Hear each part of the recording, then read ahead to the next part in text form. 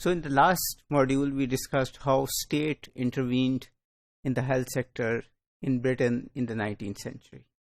Now we move to the employment regulation. For most people, the 19th century Britain is linked with empire, industrial revolution, and capitalism.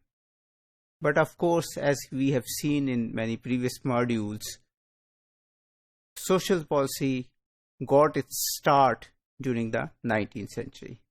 The idea that government should intervene to help the poor, the marginalized, the minorities, and others to take them to a level which is above poverty line, which is equal to other citizens of the Great Britain.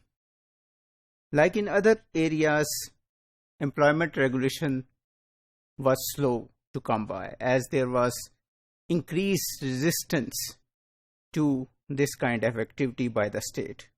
So industrialists, clergy, reformers, they believed that to have good citizens, to have good Christians, to build character, it is necessary for children or for poor people to work hard. So employment regulations were not required. The first type of employment regulations came regarding the child labor. Children had always worked in Great Britain, but mostly in the fields, and which was very different from the cruel conditions in the factories and mines. And there were long hours, physical hazard, abuse, sexual abuse, and low pay. Since children were not free agents, they couldn't cater for their own interests, it was necessary for state to intervene. The opposing arguments of the people were that it was the parents which sent their children, and the industrialists argued that it will lead to low profits, as other countries don't have these kind of regulations. There was also an argument that it will increase the burden on the family, as the children will not work, as well as on the state. And of course, there was the argument that it will lead to social unrest and crime, because the children who are not working will be in the streets. The Factory Act of 1933 was the first act which looked at the employment regulation.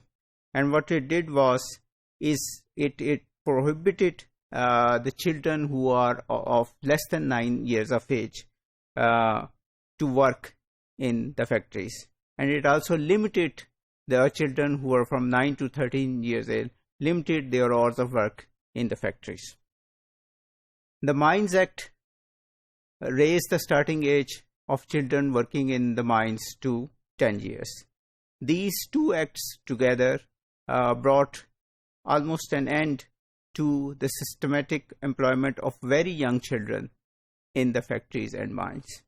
But there were still many things to do, as children above 10 years of age or 9 years of age were still working in the factories and mines.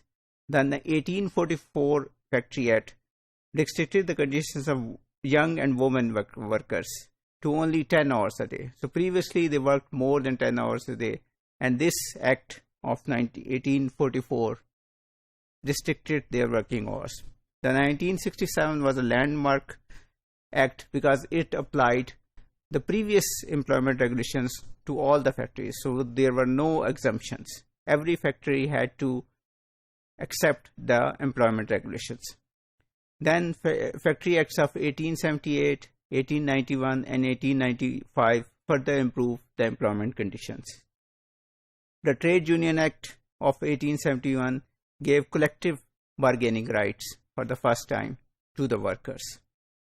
And then in 1897, Workers' Compensation Act gave compensation to workers, and they didn't have to prove that employer was at fault. So employment regulations did a lot to improve the conditions of children and women during the 19th century.